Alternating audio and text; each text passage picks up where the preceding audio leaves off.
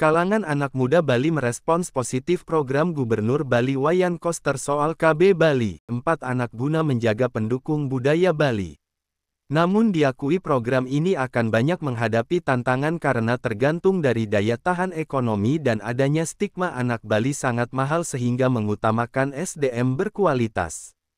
Selain itu diingatkan jangan sampai mengintervensi hak perempuan. Ketua LBH Apik Bali, Niluh Putu Nilawati pada dialog Merah Putih di Warung Bali Kopi Jalan Veteran 63 Denpasar, Rabu tanggal 12 Maret tahun 2025, mengungkapkan kebijakan ini bagus secara ide untuk penyelamatan budaya Bali namun jangan sampai mengintervensi hak perempuan. Memiliki anak nyoman dan ketut diakuinya ada plus minusnya. Positifnya banyak anak bisa dijadikan memperingan ayah-ayahan orang tua, namun syaratnya harus adanya kesiapan mental dan fisik kaum ibu yang akan melahirkan. KB Krama Bali memang sangat baik sekali jika dilaksanakan tanpa adanya mengintervensi daripada hak-hak reproduksi perempuan. Dimana hak-hak reproduksi perempuan itu adalah hak untuk diberikan kepada perempuan untuk memutuskan terhadap tubuhnya sendiri, baik itu kehamilan, punya anak, jarak kehamilan, jarak kelahiran, dan lain sebagainya. Tetapi tujuannya adalah sudah bagus sekali, yaitu untuk menjaga manusia Bali berdasarkan kearifan lokal. Tentu yang kita inginkan adalah melahirkan generasi yang unggul dan keluarga yang berkualitas, sehingga butuh rangsangan atau dukungan dari pemerintah. Budayawan I Gede Arum Gunawan mengakui Krama Bali yang memiliki anak nyoman atau ketut adalah pasangan kelahiran 1980-an atau generasi X dan Y. Kini pengantin muda dan calon pasutri harus didorong memiliki 4 anak tanpa ada unsur paksaan. Jika fisik, mental dan ekonomi memungkinkan, Arum Gunawan dari Disbud Bali ini mengatakan sebaiknya Krama Bali memilih KB Bali 4 anak. Selain berguna bagi pelestarian pendukung budaya Bali, kita juga perlu berbangga menggunakan identitas orang Bali. KB Krama Bali ini secara dari sudut pandang kebudayaan adalah upaya menyiapkan sumber daya manusia Bali. Jadi semakin banyak kita memiliki kader-kader pelestari kebudayaan Bali. Karena dengan 4 anak otomatis jumlah kita secara kuantitas orang Bali juga akan bertambah. Tentu bertambahnya kuantitas orang Bali ini perlu juga disiapkan.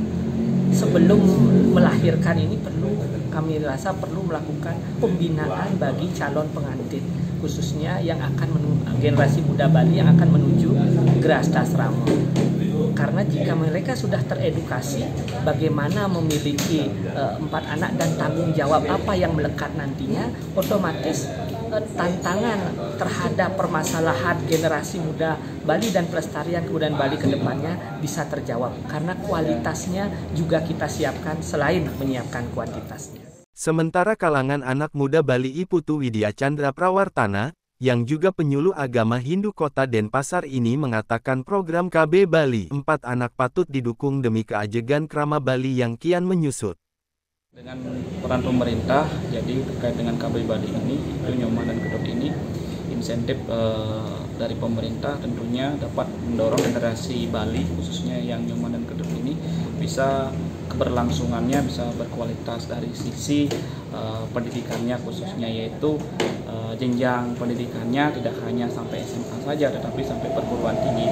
Perlu adanya rangsangan dari pemerintah, misalnya dengan memberikan salah satu rekomendasi solusi yang kami tawarkan itu adalah dengan cara mendorong memberikan beasiswa oleh pemerintah Provinsi Bali, khususnya pada hal ini Bapak Gubernur Bali, dengan memberikan beasiswa kepada pewaris kebudayaan Bali dan khususnya suku Bali itu sendiri dengan memberikan beasiswa atau insentif kepada nyoman dan kedut itu sendiri, sehingga tumbuh kepercayaan masyarakat Bali khususnya untuk memberikan dorongan bahwa masyarakat Bali ini selalu memiliki kompeten dan kualitasnya di tanahnya sendiri di Bali. Anak muda Bali lainnya Iputu Yustika Astawa yang juga Kabid Humas Prada Bali mendukung program Gubernur Koster, namun harus didukung secara finansial baik oleh keluarga maupun pemerintah. Bantuan kepada nyoman dan ketut ini harus inklusi agar tak menjadi beban bagi keluarga, disitulah kunci sukses program ini. KB Bali atau Pasana. Nah, jadi ini merupakan salah satu kebijakan yang mulia, yang dimana ini merupakan salah satu tatanan untuk menjaga kearifan lokal, budaya, adat, dan tradisi kita. Nah, dengan berkembangnya zaman modern saat ini, para generasi muda juga perlu untuk mempersiapkan segala sesuatu sebelum serta sesudah. Jadi sebelum dia menikah, setelah mempunyai anak, itu bagaimana pola asuh yang baik terhadap seorang anak sehingga nantinya seorang anak itu dapat mendapatkan kesejahteraan baik itu dari segi pendidikan dan lain sebagainya. Nah, tadi juga hal yang perlu dipertimbangkan yaitu finansial. Nah, ini finansial ini menjadi salah satu hal yang paling penting dalam kehidupan berkeluarga atau kehidupan saat kita menjalani Grihaja Asrama.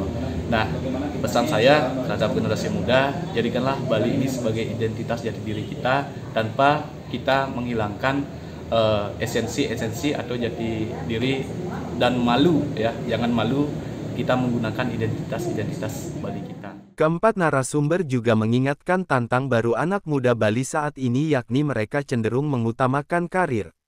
Maka wajar mereka mengutamakan SDM berkualitas bukan lagi dari segi kuantitas. Su Echa melaporkan.